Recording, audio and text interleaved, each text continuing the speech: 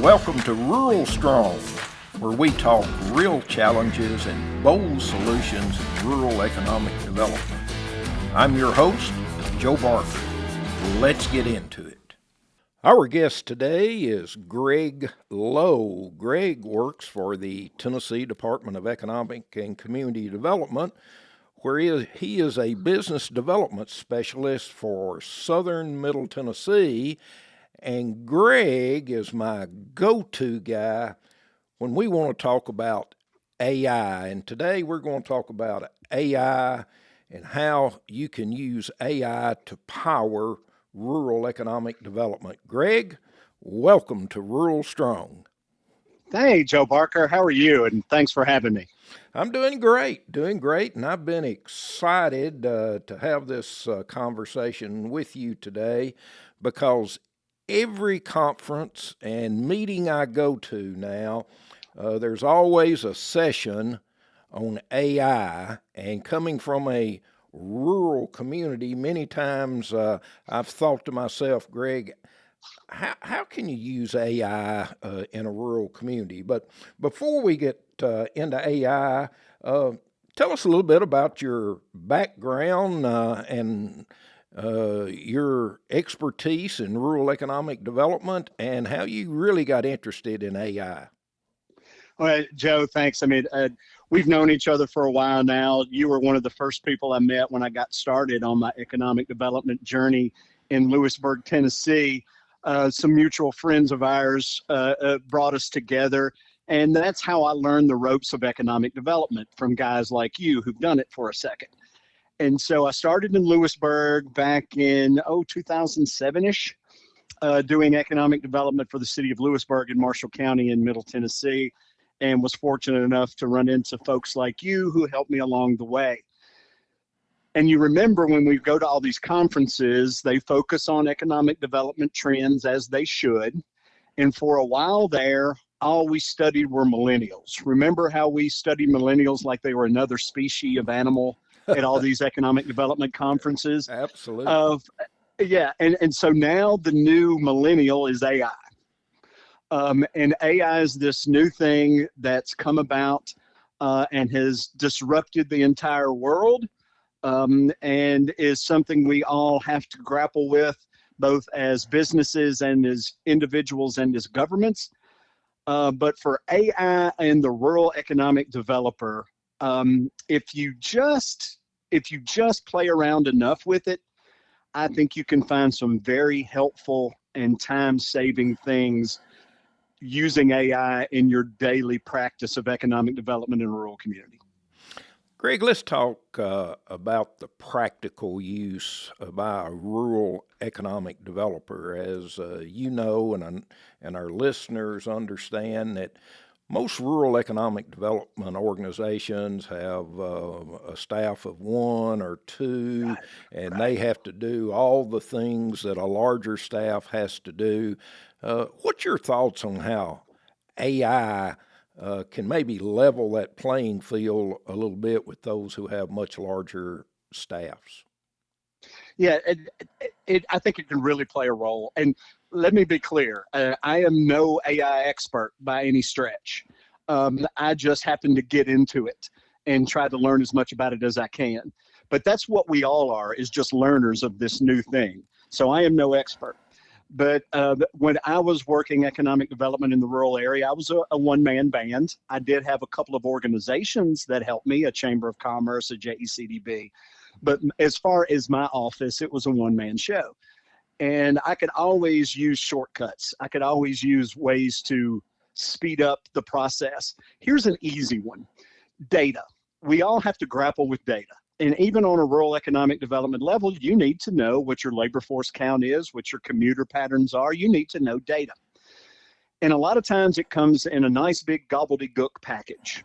Maybe it's a spreadsheet, maybe it's something else, but it's data, but it's gobbledygook. And you can take that now and upload it into a ChatGPT, upload it to a Gemini, upload it to a Claude, and simply ask it, can you analyze this data for me? Can you make this in English where I can understand it?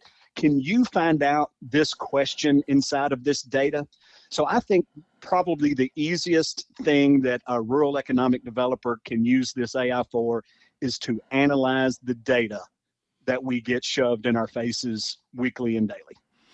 And we all get RFIs from Yes. whatever source, and many times we get this multiple page document that we have to fill out. Uh, AI could be a lifesaver with that, Greg. I agree. Let's take an example. Let's say you just got that email. It's a beautiful email with a project parameters, and attached is an RFI.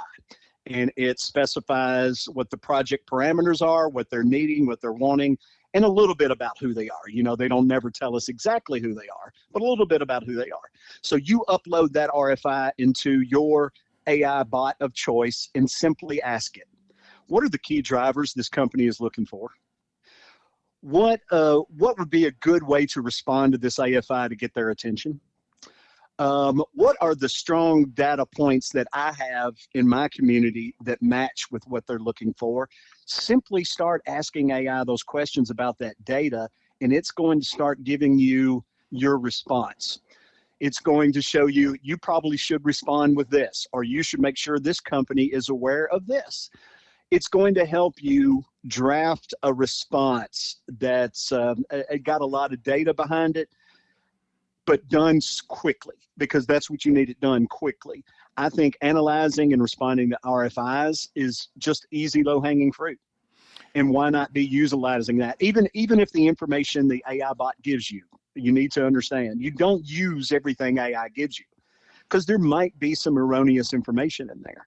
So you as a human still have to read what AI spit out at you and determine whether or not that data is valuable to you. More often than not, you're going to find it valuable to you. And so then you use that data in the response of your RFI. I think that's a real low-hanging fruit that would save rural economic developers time, but also make their RFI responses sharper and better.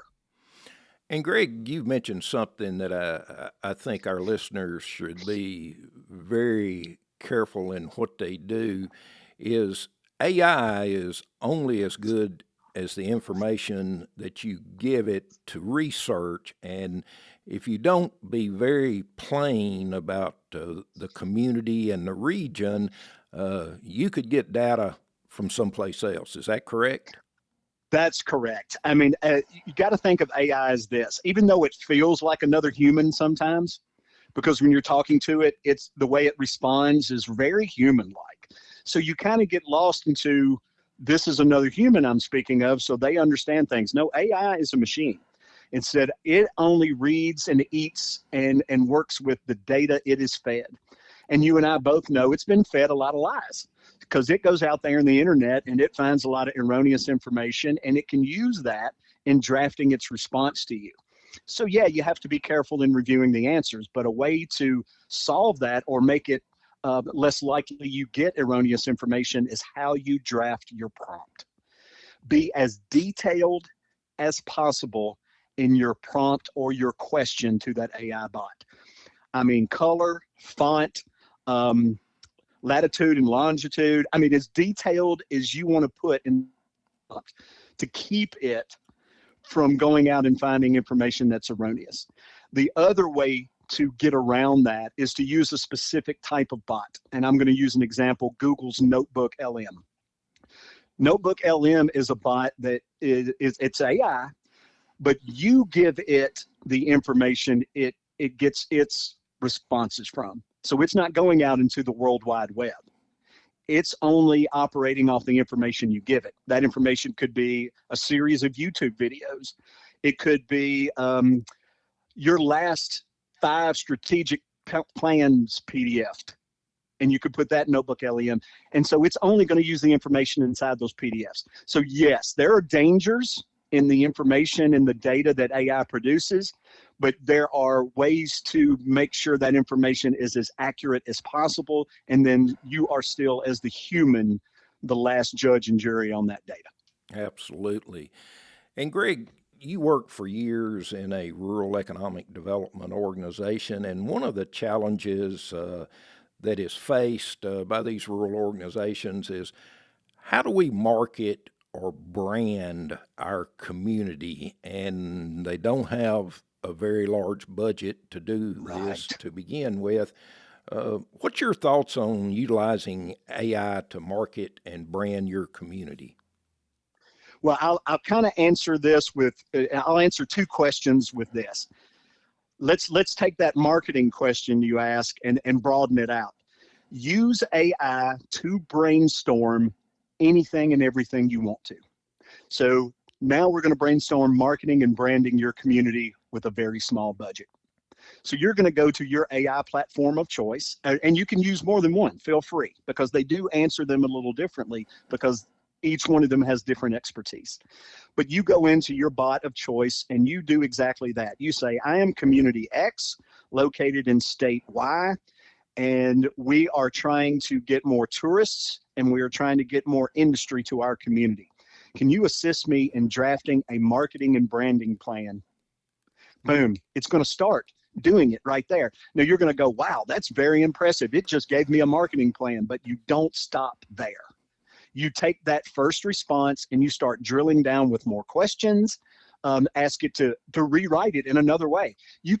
This is stupid, I know, but it's an example. You could ask it to rewrite that marketing plan in the voice of Abraham Lincoln. I know that sounds crazy, but it gives you an idea of how you can drill down with that data if you just interact with it. So let's take your marketing and branding support. You tell them what community you are, you tell them what your main economic drivers are currently, and then you tell them what you want to accomplish. And those AI bots will start helping you draft your marketing and branding plan. And it may very well be that it ended up drafts a plan so good with your interaction and with your help and with you adding stuff to it that you can create your own marketing and branding plan without having to pay another entity to do it. But I will say professionals are still needed out there when we're playing with all this. So be careful, but use this to save time, use this to save money, and use this to do heavier lifts than you could before by yourself without this technology. And rural economic developers, Greg, not only are they focused on recruiting manufacturing jobs, but many times they're looked to recruit retail businesses to a Yeah. community. And we all know there's some great companies out there that assist in this kind of work. But again, we're talking about rural communities with a limited budget. It just appears to me, Greg, that there could be some real pluses in using AI as you develop a retail recruitment strategy. Oh, agreed. I mean, working in rural like you and I both have, I think retail recruitment is more difficult than industrial recruitment, oftentimes, depending on where you are. So yes, and then I think what you could do there is use AI similarly to the marketing plan. Say I am community X, and make sure you tell them the state, and I am looking to recruit more retail to my community. Could you do this for me? Could you tell me what does my retail look like currently? What are gaps that I may have in retail that I might not consider? And if I wanted to recruit a hotel and a restaurant, what would be the best ways to go about doing that? Just start asking those questions. And then going back to maybe you're a rural community that can't afford one of those firms that is an expert in retail recruitment that assists you.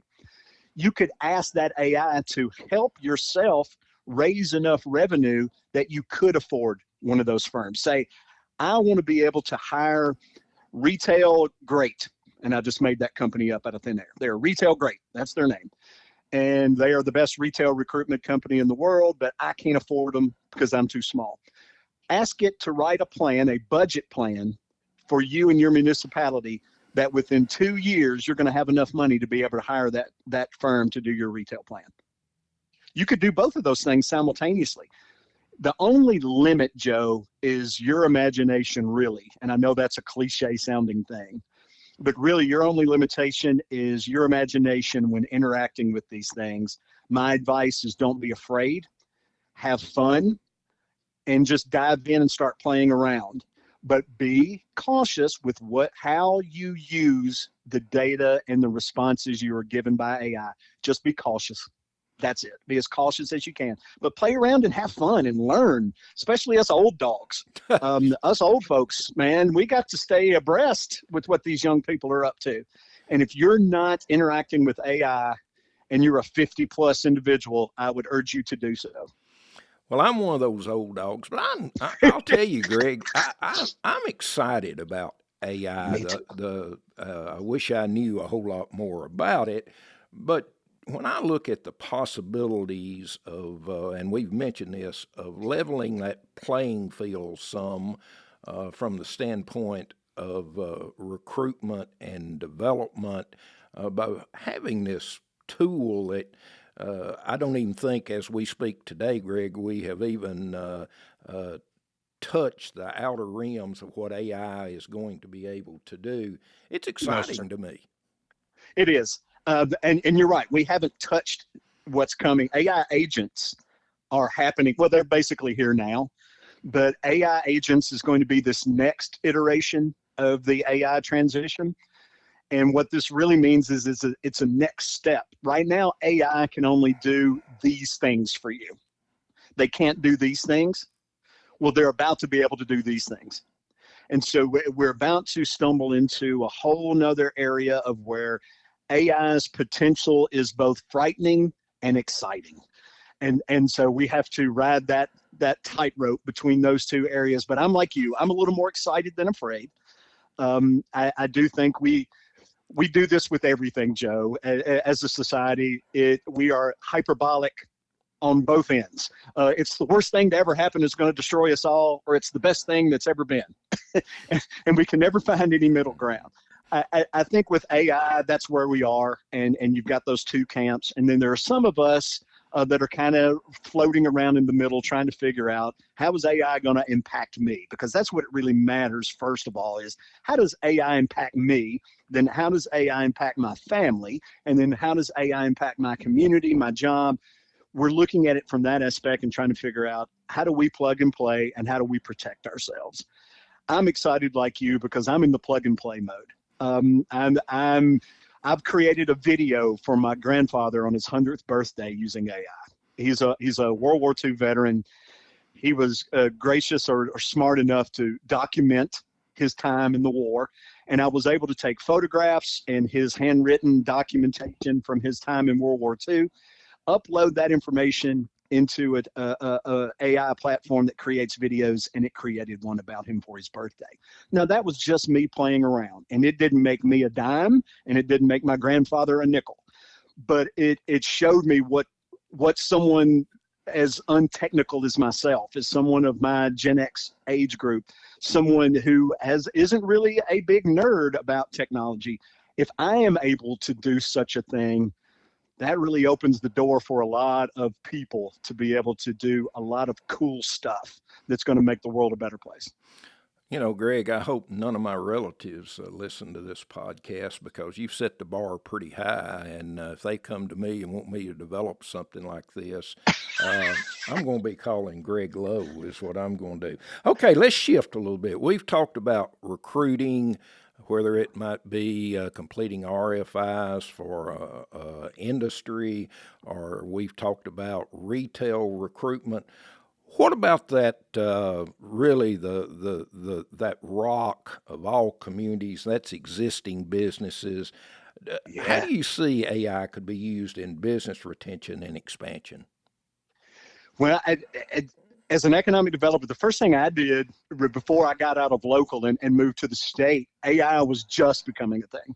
And so I was talking to some HR managers at one of our meetings, and we were talking collectively, how is that company going to use AI for workforce development and retention? And so that may be a place to start. You may have companies in your community that may be awesome companies. They are great to their employees and they make a great widget, but they are not clued into this AI thing. And maybe that's where you can come in and say, hey, I'm no AI expert, but I've been talking to some, and I think you can use AI in your company as an HR manager to help your workforce quality and retention. And here's how we're going to play around together and do it. I think that's one way to start. I think the other thing, if you're looking at community whole, if you're looking at your city and county and retention for all your businesses, I go back to that brainstorming exercise. Just start there. Just start asking ChatGPT or Gemini or Claude. Just start saying, hey, I'm looking at business retention and expansion and by manufacturers. Here's my top 10 employers by employee number, or here's my main manufacturing sector. I'm a metalworks and plastics and automotive, and that's my main drivers. And just start loading that data into ChatGPT. Remember, a conversation you have with one of those AI bots is an ongoing thing, and it remembers the beginning of your conversation. I think some people forget that and start new conversations. Don't. Keep that conversation thread going about that particular topic until you drill down as far as you want to drill down. And what you could come up with, using your example, is a business retention and expansion plan and a talent recruitment and expansion plan for your HR managers. I mean, you could come up with that using AI. Greg, for a lot of our listeners, like me, we're newbies to AI, and you just mentioned, I think, 3 different AI platforms. Yes. What's your analysis of those, and maybe give a little advice to our listeners on if this is something they're just a beginner? What's your thoughts on that? All right, so I am not endorsing anyone, okay? And this is Greg's opinion, has nothing to do with the state of Tennessee. Well, now, I'm going to tell you, Greg, if any of them want to give me a call and pay me as a sponsor on this podcast, we are available. Excuse me. Okay, gotcha. So I am not advocating for anyone, but let's just start with the obvious, OpenAI and ChatGPT. That was sort of the first one that kind of got out there and got name recognition, and I think it's still the most popular used one. And I'm going to tell you, I'm not spending a lot of money on any of these AI things. I'm using the free versions as long as I can. So ChatGPT is one. Inside of ChatGPT, here's the other problem. Each one of those platforms has a myriad of bots inside of it that drill down. So let's stay with ChatGPT. Inside of it, you have Dolly and other ones that are image generators. So let's say you need to create a photo. Instead of going to a photo generating AI, you just use ChatGPT and find the photo generator inside of it. So you can just stay with that. But then Gemini is Google's version. Copilot is Microsoft's version. I think Apple is coming out with something. Then there's Claude. Claude has kind of become the one for coders. So if you're needing to computer code, Claude is kind of stepped up to the top for that one. If you're needing just overall general everyday use, help you write emails, to help you analyze a PDF or a YouTube video, to help you brainstorm, any of those platforms will work. When you start going into specific things, then maybe you split off. It's really, Joe, about the ones you like interacting with. I think ChatGPT kind of got that started, but I think Gemini is pretty user-friendly. I think Claude is pretty user-friendly. Just remember, it's really about you. You ask it to do something. If it tells you it can't do what you've asked it to do, then ask it if there are other platforms that can. And it doesn't care about competition. It will give you the competition. It will say, Gemini is better than me at performing what you just asked. So I don't really have to endorse or tell you to go to this one or that one. Just start with those big 3 and just ask it questions and see which one you like best, see which one you like to play with best, see which one was easier, see which one, when you downloaded the video or you downloaded the document, see which one did better, which one looked better, which one felt better. It's about you. It's about you. AI is going to be a customizable tool and technology. And so I think brands and capabilities are going to mesh and mold and blur. And it's going to be a real cat fight to be the dominant force in AI. So there's my 2 cents for what it's worth, and that's about all it's worth. Excellent. Greg, I'm going to go to my background a little bit, being a former local elected official. And, in that role, one of the challenges I had, and I feel most rural local elected officials have, is you might be working on a project or you needed to get community input. Uh, is there a way that AI might help that local elected official obtain that community input to help them make really better decisions on what they're going to do with the taxpayers' money? Yeah, this is a good one, I think. So there's ways for mayors and city councilmen and county commissioners, along with their economic development partners. You need information from your citizenry to decide your decisions, right? To help you decide on your decisions.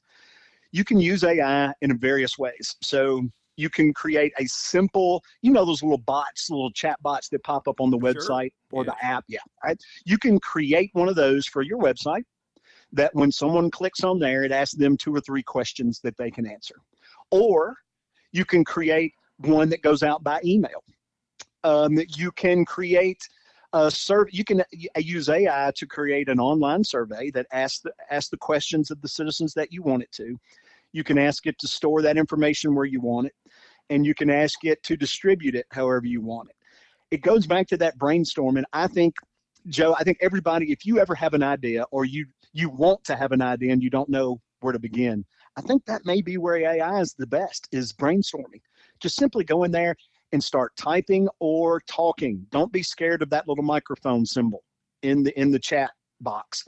Hit that microphone and just start talking to it, just like I am to you now, and say, hey, I am Mayor Lowe here in Lewisburg, Tennessee, and I want to know as much as I can from my citizens about Rock Creek Park. We have a beautiful park down there, and I want to know how the citizens feel about Rock Creek Park. What would be the best way to gather information from my citizens on that? And just see what it says. And then when it answers, follow up with the next question, and just keep talking to it until you find the answer you like and you want to use. That's simple. Well, and that's great. I think the more information that a local official has, the more educated decisions he or she can make. I'm a huge proponent of rural communities having an asset based strategic plan. It looks Yeah. like to me AI could be invaluable in creating that strategic plan, Greg. 100%. So you and I have been involved in, okay, well, you can't even count how many of the strategic plans you've been in. We've been in those several times, and they're a great exercise. I think they're a wonderful exercise. You bring all these stakeholders together that don't always talk to one another. Maybe they do some, but you bring them together in a room, and they all have the same shared vision of moving the community forward, but they all have different ways of wanting to go about it. So we put all those ideas up on a board, and we all look at those ideas and we start voting on them, and some of the ideas raise to the top and some fall to the bottom. You can take that information after doing that exercise and plug that into AI and ask AI to help you strategic plan based on the feedback you got from those stakeholders. And or you could use AI before you have that strategic asset planning meeting by creating all your assets and putting it in a nice little PDF or PowerPoint format that you bring to that meeting to kind of get the conversation started. But I think the data analyzation part is probably going to be invaluable. You take all that information. This person is more concerned with tourism, this one more with bringing more factories. All that information gets thrown up. You can take that into AI, ask it to analyze each one of those answers, and based on who we are as a community in this particular state, which is the right way to go in strategic planning. And it will help you do that SWOT. It will help you do the voting on which ones to go best. It will help you draft a vision statement or a mission statement. You can use AI to really speed up processes, and I think it's really about crunching that data and analyzing it in a way that we as humans can understand and replicate. Fabulous. I encourage all our communities to go through the process of creating an asset based strategic plan. In our closing minute, Greg, if a listener has listened to this and says, I want to dip my toe in the water, what's that one piece of advice that you might give to sort of kickstart the AI process? I'll give you a couple. Don't be scared. Have fun. And just be cautious. Just be cautious. It's an amazing tool, but it ain't perfect. That's great advice. And I know our listeners have enjoyed this and have learned from this discussion. And let me encourage you. I've been in several sessions that Greg Lowe has facilitated. He's excellent in a group setting, and I know would be glad to talk with anyone.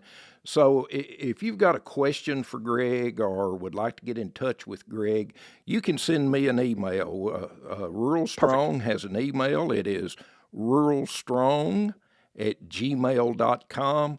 Drop me a note. If it's something you'd like to get in touch with Greg, then I can forward that on to him. But Greg, we really appreciate so much you taking the time to be with us, and the future is bright. Hey, man, I love that you're doing this. You and I both have a heart for rural economic development and rural communities. And I think this is a podcast that's time has come. And I hope a lot of people join in and listen and learn some of those best practices we can all use to make our communities better. All right, my friend, until next time, this is Joe Barker. Thanks for joining us on Rural Strong. If you found this helpful, share it and follow the show for more insights from rural leaders making a real difference. Until next time, stay rural strong.